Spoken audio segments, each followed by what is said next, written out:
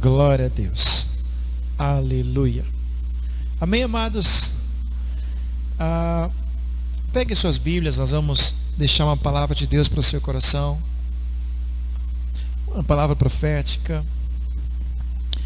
E quando se pensa no primeiro domingo profético, nós estamos funcionando a todo vapor nas terças de oração, tá bom, gente?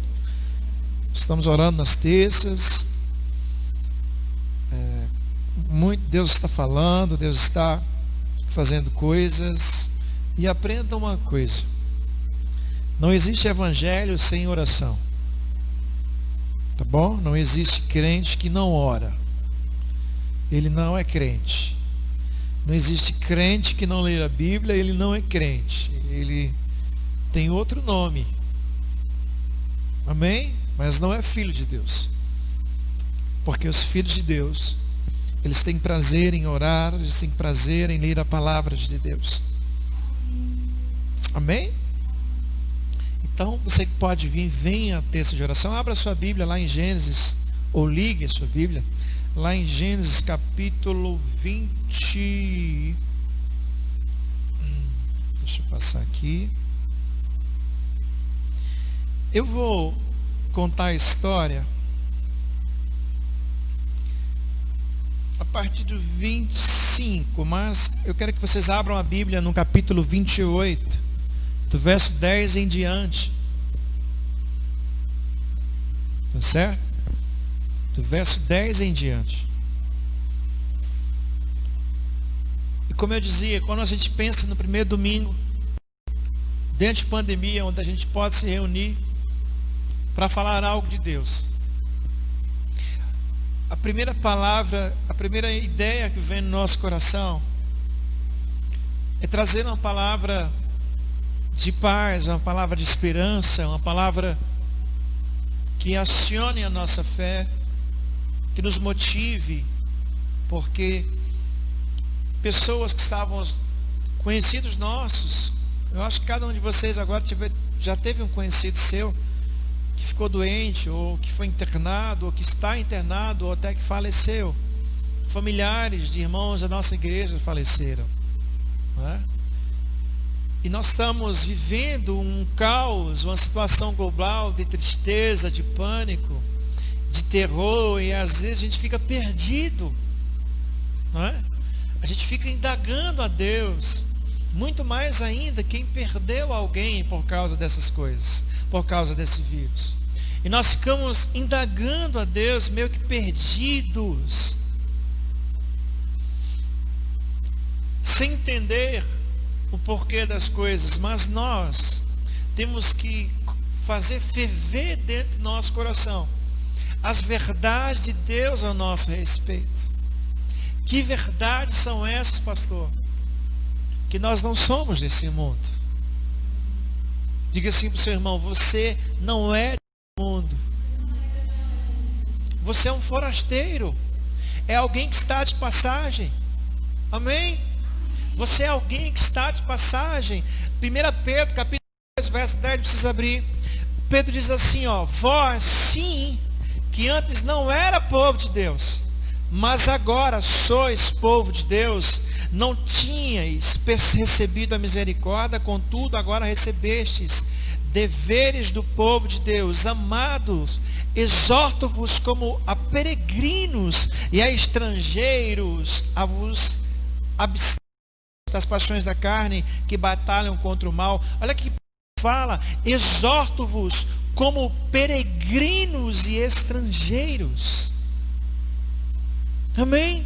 O que é um peregrino e estrangeiro? É alguém que está de passagem. Amém? Eu voltei da Paraíba sexta-feira aí, entre a entrada de Pernambuco até Gravatá, choveu muito.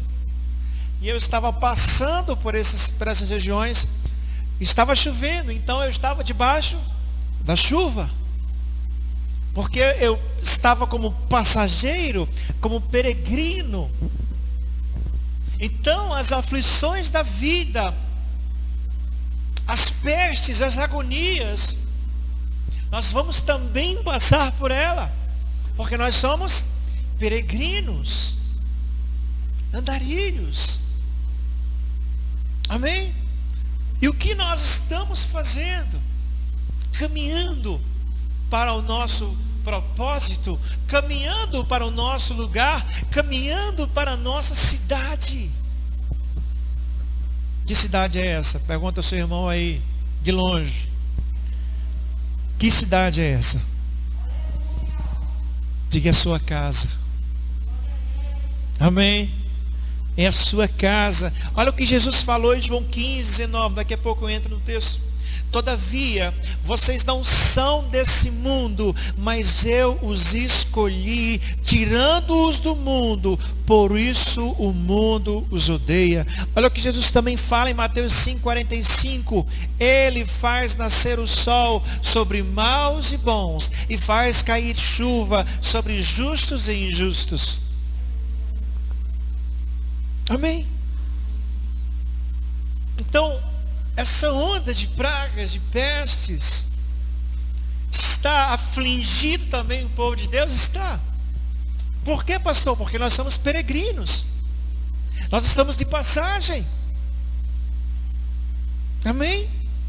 Mas nós não estamos afetados, porque o propósito das nossas vidas não está no lugar onde está chovendo, mas no lugar onde eu vou chegar. Amém? Então essa verdade, ela tem que estar arraigada no seu coração, arraigada na sua vida. Você tem que pensar como um cidadão do céu, como um mentor do céu, como um participante da imaginação do céu. Eu estava conversando com o irmão ontem, eu fiz uma pergunta para ele, disse assim, ele estava um pouco aflito, e eu disse: irmão, por que você tem 2 olhos? Ele disse: porque eu tenho. Eu disse: não, queridos, é porque um olho tem que estar aqui, mas o outro olho tem que estar na glória. Porque no momento em que você olha com os 2 olhos para esse mundo, você se perde. Porque você é um peregrino, você é um passageiro. Então que possamos andar na condição de filhos que estão no caminho adiante para entrar no reino dos reinos, para estar ao lado de Jesus Cristo. Amém? Glória a Deus por isso.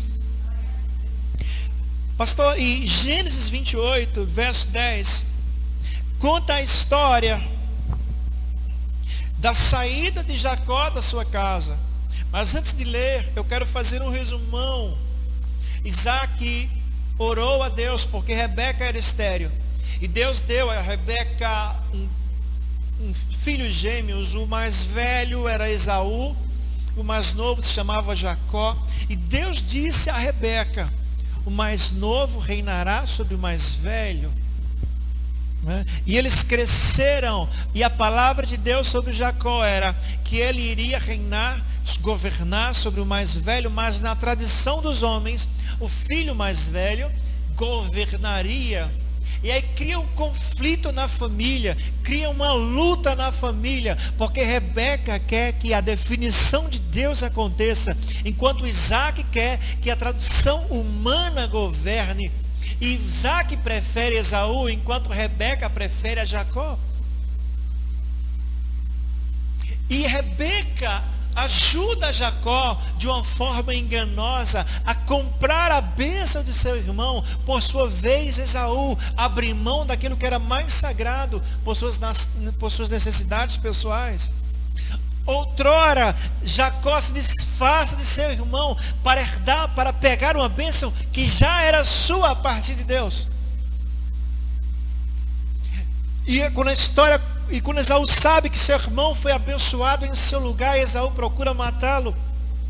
E Rebeca, por sua vez, diz: olha, teu irmão quer te matar, fuja para Arã, e ali encontre uma esposa. Arã, a princípio, era uma cidade proibida para se ir, porque Abraão disse a Eliezer: vá até Arã, mas não leve Isaac, porque ele não pode ir para aquele lugar. Porque Arã significa onde nós começamos, e nós não podemos voltar aos olhos para onde nós começamos. Mas em Jacó, ele tem uma ordem a partir da sua mãe de ir para o lugar que ele não poderia ir. E começa agora esse texto, leia comigo. Verso 10. Jacó partiu de Berseba e foi para Harã. Chegando a determinado lugar, parou para pernoitar, porque o sol já havia se posto.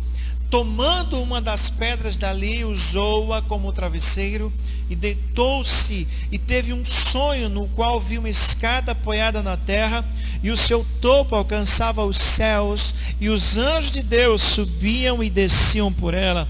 Ao lado dele estava o Senhor, que lhe disse: eu sou o Senhor, o Deus de seu pai Abraão, o Deus de Isaque, e darei a você e a seus descendentes a terra no qual você está deitado. Seus descendentes serão como o pó da terra, e se espalharão para o oeste, para o leste, para o norte e para o sul. Todos os povos da terra serão abençoados por meio de você e da sua descendência. Eu estou com você e cuidarei de você aonde quer que você vá, e eu o trarei de volta a essa terra. Não deixarei quando não fizer o que lhe prometi. Antes de dar continuidade ao texto, essa bênção é uma bênção para Jacó. Essa bênção é da aliança de Deus para com Abraão, para com Isaque e para com Jacó. Agora eu vou fazer uma pergunta a você. Qual é a bênção de Deus fixada na aliança de Cristo a seu respeito? Amém? Qual é? Pergunta para o seu irmão de longe. Qual é, irmão? Qual é a bênção fixada na aliança?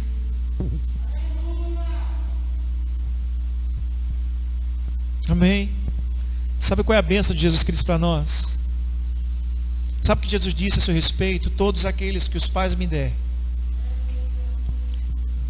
de nenhum destes se perderá um. Porque eu sou o seu Salvador. Eu sou o seu Redentor. Eu sou a sua justificação, a sua vida, a sua prosperidade, a sua paz. É essa bênção que está sobre nós. Amém? É essa bênção que está sobre nós, de justiça, de santificação, de redenção, de paz, de prosperidade, de herança. Aleluia! Glória a Deus, porque nós temos essa bênção. Glória a Deus, porque nós somos isso a partir de Cristo. E muitas vezes nós ficamos mendigando atenção por causa de coisas que nós queremos, e ficamos ciscando como se isso fosse importante, quando o que Jesus já fez foi tudo.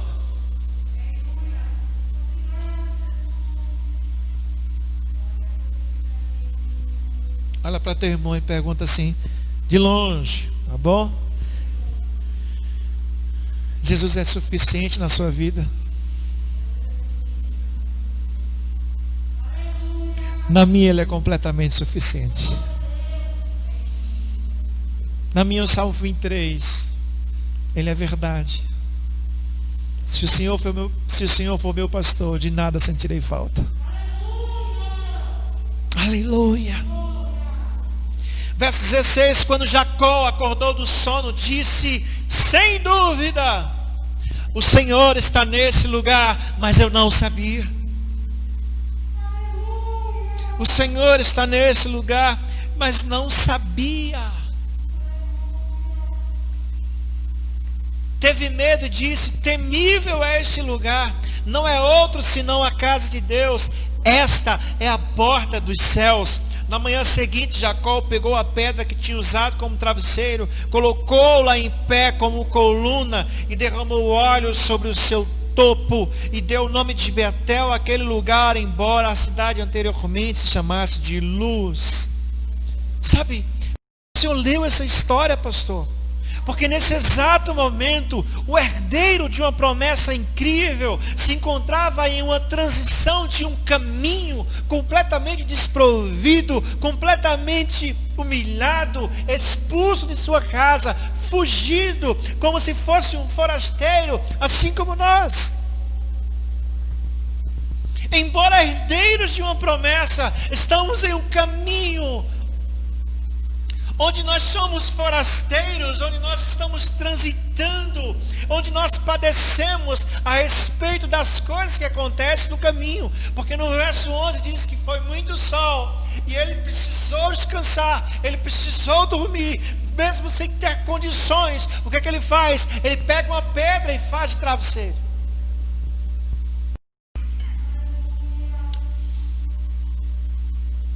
E quando ele pega uma pedra e faz travesseiro, Deus se revela e diz: a minha promessa é essa para você, eu sou isso para você, eu sou suficiente para você.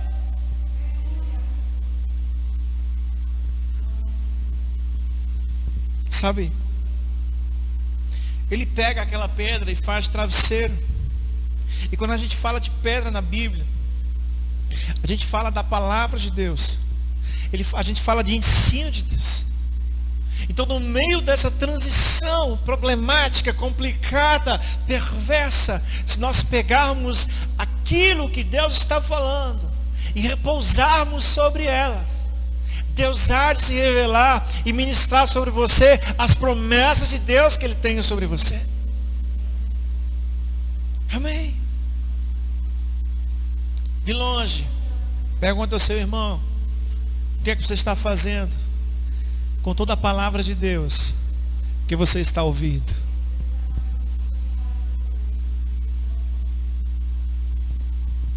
Descanse sobre ela, para que Deus se revele. Amém. E não basta só descansar, não basta só dormir, você tem que sonhar com a palavra onde você está repousando. Porque quando você sonhar com a palavra no qual você está repousando, você vai trazer uma frase emblemática desse texto, que é no verso 16.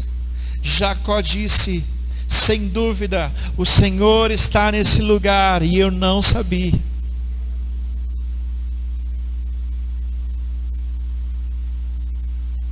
Diga assim para o seu irmão: Deus está em tanto lugar que você não sabe, Deus está em lugares e você pensa que Ele não está,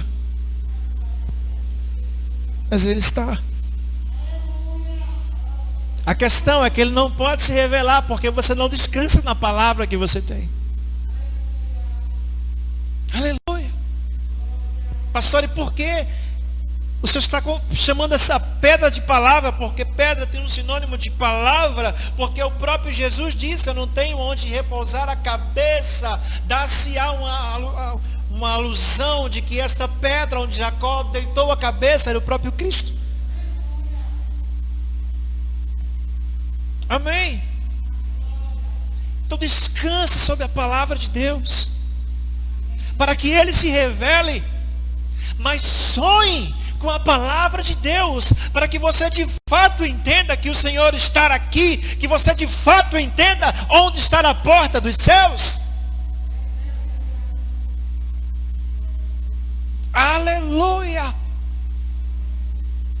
Que a nossa transição tenha momentos onde nós possamos descansar sobre o que Ele falou, onde nós possamos entender a sua revelação a respeito de nós, onde nós possamos sonhar com o que Ele falou. Amém. Pastor, e como assim sonhar com o que Ele falou, querido? No verso 17: teve medo disso e temível esse lugar. Não é outro lugar senão a casa de Deus. Esta é a porta de Deus. A casa de Deus é a porta de Deus. Aleluia. Na manhã seguinte, pegou a pedra que tinha usado como travesseiro, colocou-la em pé como coluna, derramou óleo sobre o seu topo, lhe deu o nome de Betel, aquele lugar, embora a cidade se chamasse de Luz. Quando você repousa sobre a palavra de Deus, Ele se revela. Mas quando você entende onde é que Deus está, quando você entende o que é a porta de Deus, você pega essa palavra que está descansando sobre ela e torna o altar da sua vida.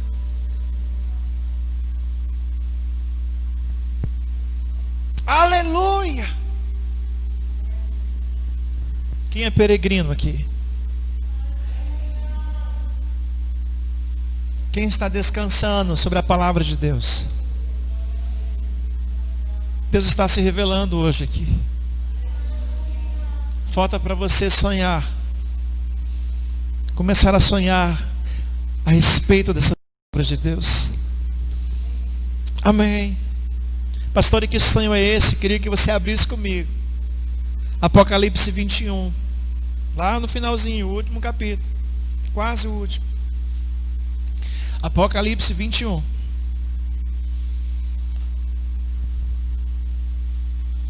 Enquanto estivermos como peregrinos, o sol, a chuva e o sol desse mundo vai nos queimar e vai nos molhar. Mas esse capítulo 21, o apóstolo João, em sua revelação, a partir do primeiro, diz assim: então vi novos céus e nova terra, pois o primeiro céu e a primeira terra tinham passado e o mar não existia. Vi a cidade santa, a nova Jerusalém, que descia dos céus da parte de Deus, preparada como uma noiva adornada para o seu marido. Ouvi uma forte voz que vinha do trono e dizia: agora o tabernáculo de Deus está com os homens, pois os quais ele viverá. Eles serão os seus povos, o próprio Deus estará com eles e será o seu Deus. Ele enxugará dos seus olhos toda lágrima, não haverá mais morte, nem tristeza, nem choro, nem dor, pois a antiga ordem já se passou. Verso 7, o vencedor herdará tudo isto, e eu serei o seu Deus, e ele será meu filho. Aleluia. Glória a Deus. Verso 22 é muito forte. Não vi templo algum na cidade, pois o Senhor, Deus Todo-Poderoso, e o Cordeiro são o seu templo. A cidade não precisa de sol nem de lua para brilharem sobre ela, pois a glória de Deus a ilumina e o Cordeiro é a sua candeia.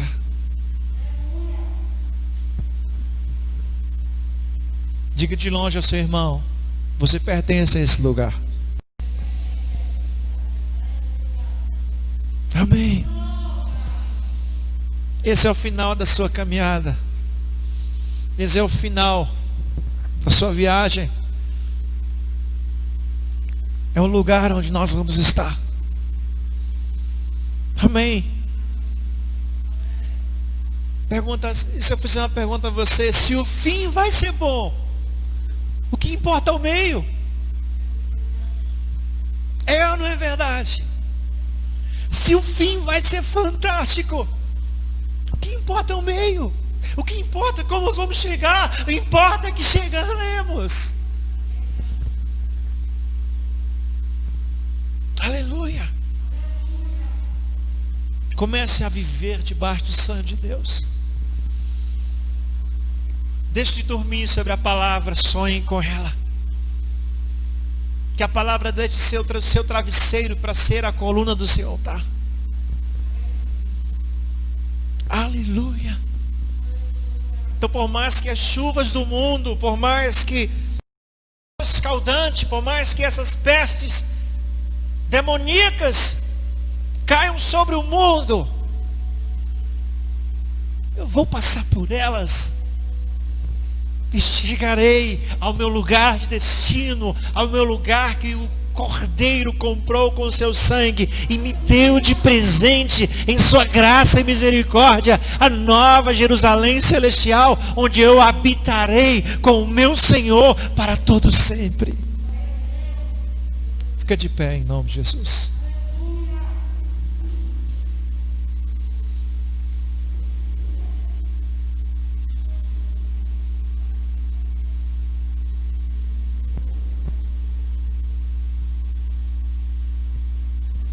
Aleluia.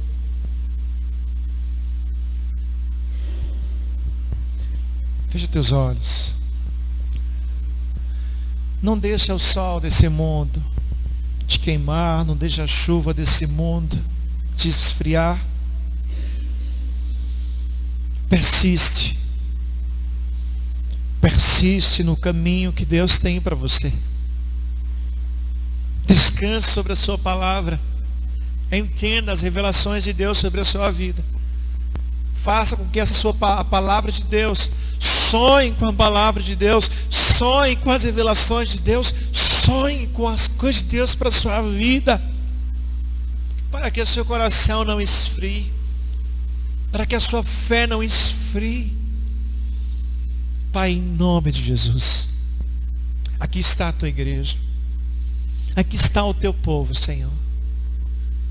Os fortalece, os renova, os aviva, Senhor, que eles possam queimar como os mártires, Senhor Deus, da igreja primitiva, da igreja, Deus, do renascimento, da igreja, Senhor Deus, desses tempos que ardiam, que queimavam, que abriam mão das próprias vidas, famílias, para que o teu evangelho fosse pregado, que queime em seus corações, que queime em seu espírito, porque não existe paisagem mais magnânima do que a nossa imaginação em saber que o Senhor vai ser o nosso sol, que o Senhor vai ser o nosso templo, que o Senhor vai ser a nossa morada. Senhor, ilumina o coração dos teus filhos, fortalece o coração dos teus filhos, seja o foco, seja o alvo, seja o centro, seja o tudo, Deus. Desde já eu abençoo a vida de cada um dos nossos irmãos, de cada pessoa, Senhor Deus, que haja abundância de paz, que haja abundância de vida e a vida de Cristo, porque Jesus é melhor do que a cura, Jesus é melhor do que a saúde, Jesus é melhor do que qualquer outra coisa que nós possamos imaginar, porque Jesus é tudo que nós precisamos. Senhor, nós abençoamos a vida de cada um dos teus filhos, e que eles possam sonhar com tudo que o Senhor tem para a vida deles, em nome de Jesus. Amém? Glória a Deus. Vou passar uma tarefa de casa. Eita, ó, coisa boa, né? Quanto tempo alguém sem tarefa de casa, né? Você não vai dormir hoje, tá bom? Antes, deixa eu terminar, irmão, né? Antes de parar um pouquinho, começar a imaginar como vai ser incrível lá no céu. Amém? Como vai ser incrível lá no céu. E você vai ver que você vai torcer todo o coração para que ele volte logo. Amém? Então faça a tarefa, tá bom? Senão vai levar zero. Quem não fizer essa tarefa não vai ser abençoado hoje. Eita, pastor. Não vou falar isso não, tá bom? Que Deus abençoe vocês. Vamos ceiar no Senhor.